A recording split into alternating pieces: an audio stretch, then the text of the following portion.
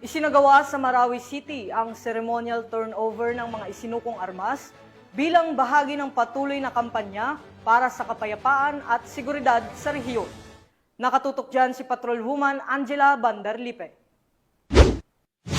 Matagumpay na naisagawa ang ceremonial turnover of surrendered firearms sa ilalim ng Enhanced Comprehensive Local Integration Program o ang Eclipse sa Conference Room Camp Bagong Amay Pakpak, Marawi City nito lamang 15 na Agosto taong kasalukuyan.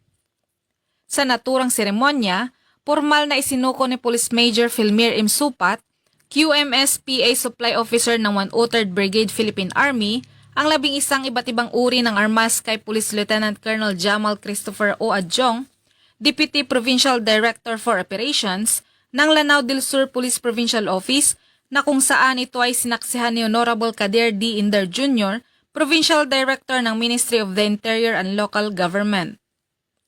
Ang ceremonial turnover of surrendered firearms ay may malaking benepisyo sapagkat ito'y nag-aambag sa pagpapababa ng banta sa seguridad at kriminalidad, nagpapalakas ng tiwala ng mamamayan sa pamahalaan at nagbibigay ng daan para sa reintegrasyon ng dating kombatant tungo sa mapayapa at produktibong pamumuhay. Bukod dito, pinatitibay nito ang kooperasyon at pagkakaisa ng PNP, EFP, MILG at lokal ng pamahalan sa pagsusulong ng kapayapaan at kaisa na nagiging susi upang matamo ang pangmatagalang katahimikan at kaunlaran sa komunidad.